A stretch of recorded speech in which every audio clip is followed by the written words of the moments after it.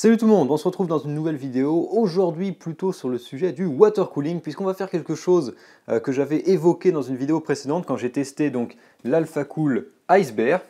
Donc l'AlphaCool Icebear qui est le système de water cooling all-in-one donc de chez AlphaCool. AlphaCool qui est une marque avant tout spécialiste du water cooling custom, mais depuis pas mal d'années maintenant, donc ils ont l'AlphaCool Icebear qui est donc monté dans mon PC. Ce que j'aime bien avec l'AlphaCool Icebear, c'est que c'est un très bon système de water cooling, donc all-in-one, mais c'est surtout un système qui est modulaire et modifiable. Donc on peut rajouter des éléments au système, on peut rajouter un radiateur supplémentaire, on peut rajouter un water block sur le GPU, et on peut le customiser en allant encore un petit peu plus loin, c'est ce qu'on va faire aujourd'hui, en carrément remplaçant les tuyaux, parce que ça va être l'objectif de cette vidéo, puisque contrairement à 95% des kits de water cooling all-in-one, l'AlphaCool Icebear n'utilise pas des raccords CERTI, n'utilise pas un système fermé définitivement, c'est quelque chose qui est modifiable, qui utilise des composants de water cooling custom classique, et donc on peut s'amuser un petit peu. Donc si vous n'avez pas vu la vidéo sur l'AlphaCool Icebear, je mettrai le lien évidemment dans les fiches, sachant que depuis que j'ai fait cette vidéo, il y a le nouvel Icebear Aurora qui est sorti, j'en avais parlé, maintenant il est disponible. AlphaCool a renouvelé un peu son Icebear, parce que c'est un système qui a déjà pas mal d'années maintenant, et ils l'ont modernisé, donc la base technique reste exactement la même, ils ont juste rajouté du RGB au niveau du bloc pompe réservoir water block, et ils ont rajouté des ventilateurs RGB. Ils ont également remplacé ces tuyaux avec des ressorts par des tuyaux lisses, noirs, beaucoup plus classiques, et ils ont déplacé le système de raccord rapide plus vers le radiateur pour qu'il soit un peu plus discret. Donc ce nouvel Icebear Aurora est plutôt sympa, et il est désormais disponible pour des prix qui sont similaires à l'AlphaCool Icebear. Et donc le but de cette vidéo aujourd'hui, ça va être justement de remplacer ces tuyaux, parce qu'on a des tuyaux qui sont pas très jolis sur cet AlphaCool Icebear, avec les ressorts dessus, donc ça c'est pour éviter les pincements, éviter de faire des coudes trop serrés. Donc on va remplacer ça par du tuyau souple. Ici j'ai décidé de partir sur du 10-16, donc quand on parle de tuyaux de water cooling, on donne toujours deux diamètres, le diamètre interne et le diamètre externe. Donc ici du 10-16, c'est-à-dire 10 mm de diamètre interne et 16 mm de diamètre externe. J'aime bien le 10-16, alors c'est pas forcément la dimension la plus courante, ce qui est le plus couramment utilisé c'est le 10-12, 10-13, mais j'aime bien le 10-16 parce que ça offre une paroi beaucoup plus épaisse au tuyau, ça rend le tuyau beaucoup plus rigide et il est moins susceptible de se retrouver pincé, et puis également globalement ça fait des tuyaux un peu plus gros, et des gros tuyaux c'est toujours sympa. Donc évidemment on va pas juste pouvoir installer un tuyau comme ça, on va avoir besoin de 2-3 petits trucs supplémentaires, et donc ce dont on va avoir besoin c'est tout simplement des nouveaux raccords.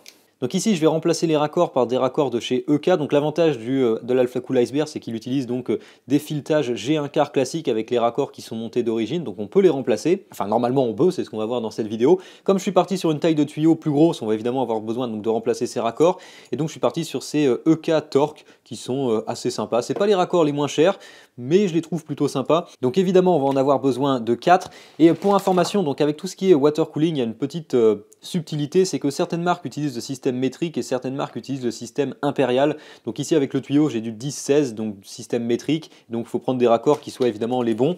Donc par exemple ici on a bien des EK Torque en 10-16, mais faites attention à ça parce que des fois ça peut ne pas fonctionner, donc ce que je recommande c'est de partir avec tout de la même marque, comme ça vous êtes sûr que ça va aller ensemble. J'ai également acheté un coupe tuyau, donc je vais voir ce que ça donne, j'en ai pas utilisé jusqu'à présent, mais pour avoir des coupes parfaitement droites ça devrait être un peu plus pratique, on va voir ce que ça vaut.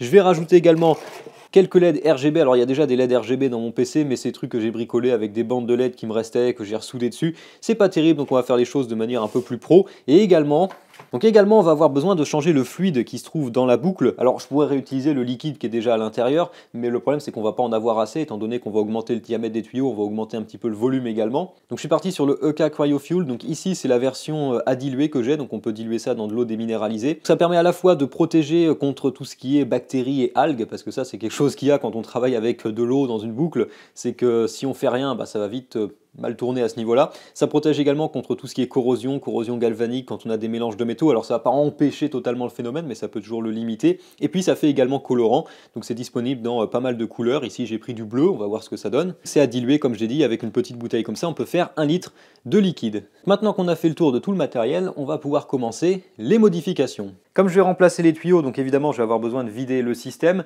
Donc il y a plusieurs, il y aura plusieurs manières de faire. Je pense que je vais commencer par retirer le radiateur. Ça nous permettra donc de le mettre en bas et de pouvoir vidanger la boucle d'ici.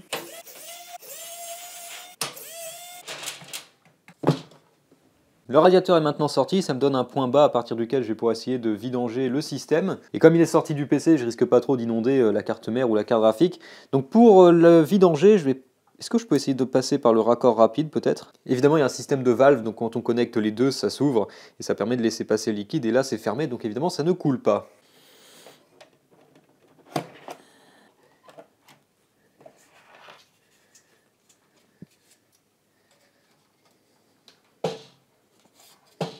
Donc voilà le premier raccord, ils sont pas serrés extrêmement fort. Normalement ce sont des raccords à coiffe, donc on peut retirer la partie du dessus, mais là je sais pas pourquoi tout le raccord est parti.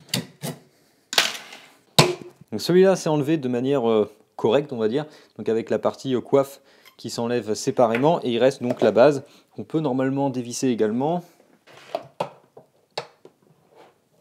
Donc voilà le reste du raccord, donc c'est des raccords comme j'ai dit avec un filetage, donc on a ici G1/4 pour se fixer dans le radiateur. Donc c'est les mêmes filetages que ce qu'on a sur les raccords de water cooling, c'est le standard, un G1/4. Et donc au final on a un radiateur qui est ni plus ni moins qu'un radiateur standard qu'on aurait pour un système de water cooling custom.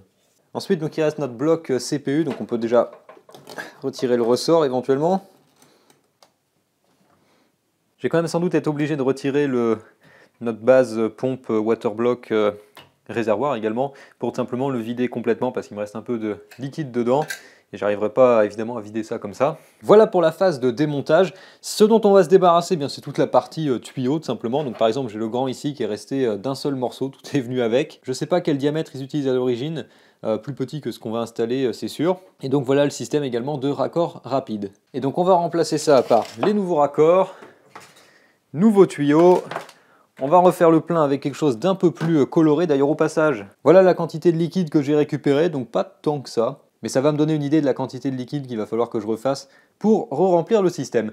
Donc maintenant, on n'a plus qu'à tout remonter. Donc comme j'ai dit, filetage G1/4 avec un joint torique pour faire l'étanchéité. Donc ça va venir se fixer directement sur le radiateur. Et vous avez toujours un moyen de les serrer. Et dans le cas présent, vous pouvez passer une clé Allen au centre pour donc serrer ça de manière à ce que ce soit étanche. Souvenez-vous également qu'avec tout ce qui est joint torique, ça sert à rien de les aplatir et de serrer comme un gros malade, parce qu'on risque à l'inverse de les pincer et de les déchirer. Il faut juste que ça aplatisse le joint de manière à faire l'étanchéité. Alors ces EK Torx sont loin d'être les raccords les moins chers disponibles, ils sont autour de 6-7 € pièce. On peut trouver des raccords à partir de 3 € pièce, mais je les trouvais plutôt sympas, donc c'est pour ça que je suis parti sur cela. Donc les deux premiers raccords sont installés, je vais pouvoir installer les deux autres maintenant sur la pompe.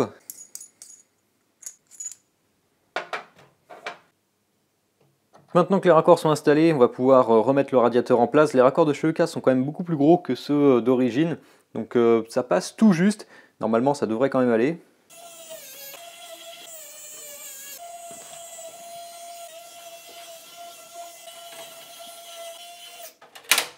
Maintenant on va pouvoir installer les tuyaux, donc il faut que j'aille de la pompe au radiateur et retour du radiateur vers la pompe. Pour ce qui est de la longueur, je vais faire quelque chose d'un petit peu plus court, ou à peu près la même taille que les tuyaux d'origine, parce que ça m'a l'air pas trop mal.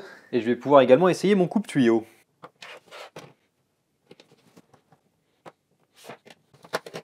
Voilà mes deux tuyaux coupés, ils sont quasiment exactement de la même longueur, donc ça devrait être pas trop mal pour aller là-dedans. Ce que je vais faire, c'est que je vais commencer par en installer un. Donc évidemment, il ne faut pas oublier de glisser les coiffes pour nos raccords sur le tuyau avant. Je pense qu'il va falloir que je les raccourcisse un petit peu. Je ne les ai pas évidemment complètement fixés parce que dans l'état actuel, je ne peux pas vraiment fermer la porte. En tout cas, ça va appuyer contre la vitre, ça n'est pas top. Donc je vais les raccourcir un peu et ça devrait les ramener un petit peu vers le bas. Ça devrait être un peu mieux. Voilà, c'est beaucoup mieux comme ça, quoique j'aurais pu retirer encore quelques millimètres sur le tuyau d'en dessous. Également, donc je vous recommande absolument le coupe-tuyau. C'est super pratique, ça fait une découpe droite et c'est beaucoup mieux que de l'essayer de le couper à la main au cutter par exemple, comme je l'avais fait jusqu'à présent. Donc pour quelques euros, c'est plutôt un bon achat. Alors il y a un raccord que j'ai pas fixé, c'est celui-là, puisqu'évidemment maintenant il va falloir remplir le système. Donc il y a un bouchon de remplissage sur la pompe. Le problème c'est que le bouchon du coup va être un peu bas, puisqu'il faut que je fasse monter le niveau au-dessus du niveau justement de là où se trouve le bouchon. Donc pour le remplir, je pense que je vais passer par le tuyau là, c'est pour ça que j'ai pas donc installé le raccord. Et donc je peux remplir ça par là en basculant éventuellement le PC, et ça va me permettre donc de remplir complètement le système sans en mettre partout. Mais avant ça, il va falloir faire un peu de cuisine, donc on va voir quelle quantité on a de liquide. Donc on est à 250 ml environ, donc il va falloir que j'en prépare à peu près 300 ml pour compter sur déjà ce que j'ai perdu, ce que j'ai pas récolté là, et puis également sur le fait que je devrais avoir un volume un petit peu supérieur avec mon nouveau système. Donc à peu près 300 ml d'eau déminéralisée pour 30 ml de concentré. L'avantage d'un concentré comme ça par rapport à un liquide tout fait, c'est qu'on peut choisir un petit peu le ratio qu'on veut. Si on veut une couleur par exemple un peu plus foncée, on peut en mettre un peu plus. Et ça coûte un petit peu moins cher, une bouteille comme ça, c'est autour de 6 euros. Et l'eau déminéralisée, on est à 1,50 €, 2 euros les 5 litres. Donc c'est un petit peu moins cher que d'acheter un liquide tout fait.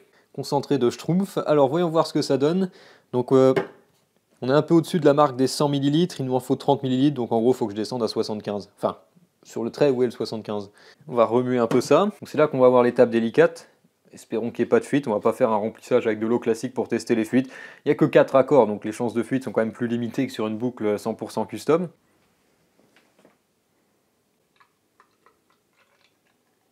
J'ai enfin réussi à remplir la boucle, alors ça a pris un petit peu de temps, parce que c'est pas facile de retirer les bulles d'air, étant donné qu'il n'y a pas de point haut, enfin, c'est un petit peu plus compliqué qu'avec une boucle de vrai water cooling custom. Pour le moment, j'ai pas repéré de fuite, donc c'est plutôt bon signe. Maintenant, il reste le vrai test à faire, c'est allumer et voir si, une fois que la pompe tourne avec un petit peu de pression, eh bien, on a des fuites qui apparaissent ou pas. Également, ça permet de voir s'il n'y a pas une trop grosse bulle d'air qui se forme quelque part, et la retirer si besoin. Ok.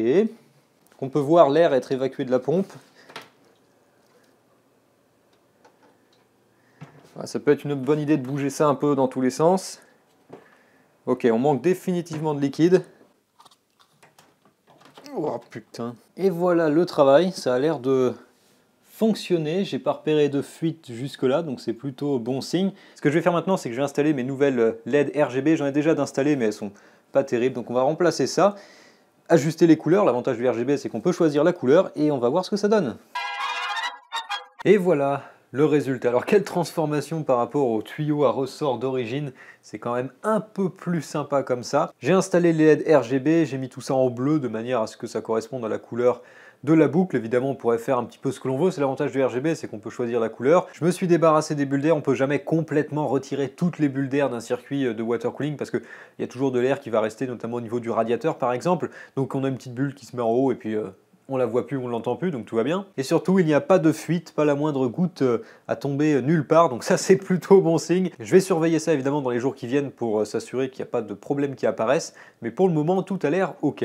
C'est quand même beaucoup plus sympa que ces tuyaux-là, et c'est dommage qu'AlphaCool n'ait pas fait ça depuis le début. D'ailleurs, en matière de water cooling all-in-one, quasiment aucun système de water cooling all-in-one, voire même aucun, utilise des tuyaux transparents. Le seul, à ma connaissance, qui a existé, parce qu'il n'est plus disponible aujourd'hui, et qui utilisait des tuyaux transparents avec la possibilité donc de rajouter un colorant pour changer la couleur, c'était le Rangetech Triton, qui n'est plus disponible depuis pas mal de temps. Et tant mieux d'ailleurs, parce que ce truc-là avait effectivement des tuyaux transparents, mais la fiabilité était absolument terrible. Il y a toujours eu des problèmes de fuite sur le Triton, donc il est même plus disponible aujourd'hui. Mais donc, c'est vrai qu'aucun water cooling all-in-one n'utilise de tuyaux transparents, ce qui est un petit peu dommage.